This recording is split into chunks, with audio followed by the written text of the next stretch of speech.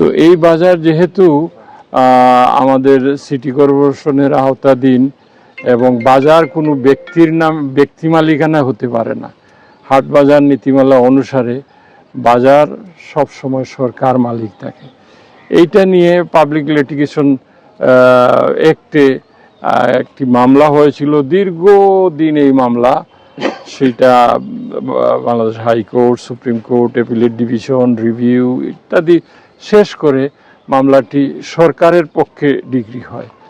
এখন যেহেতু এই সম্পত্তিটি ছিল ডিভিশনাল কমিশনের আওতাধীন, এই ডিভিশনাল কমিশনার যেহেতু এটা ম্যানেজ করবেন না, আমরা সিটি কর্পোরেশনের আওতাধীন, আমরা সিটি কর্পোরেশন ইনহেরিট করেছি আমাদের এই বাজারটা।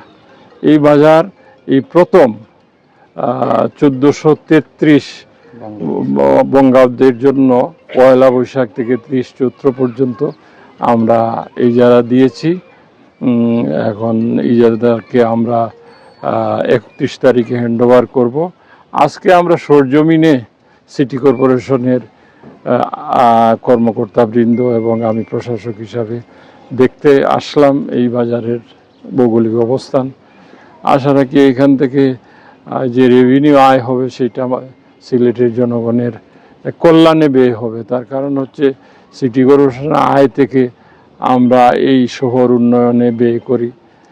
আশা রাখি এইটা, আর আমাদেরকেও এই ওয়াকফ যে মুতাল্লি যিনি আছেন বিভাগীয় কমিশনার, তাকেও আমাদের এইটার যে আমরা যে মালিক হয়েছি এই জন্য তাদেরকেও রেভিনিউ দিতে হবে।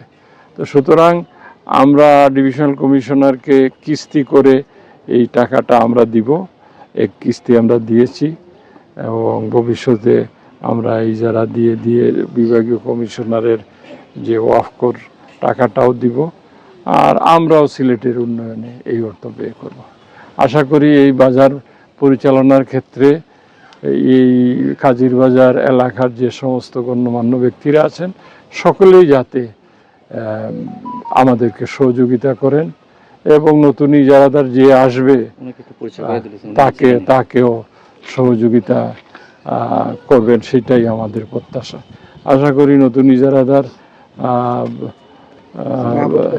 মাহবুব কাদের শাহী, উনি এইটার ইজারাদার, উনি সরকারের যাবতীয় ফর্মালিটিস ইতিপূর্বে শেষ করেছেন, হয়তো কালকে থেকেই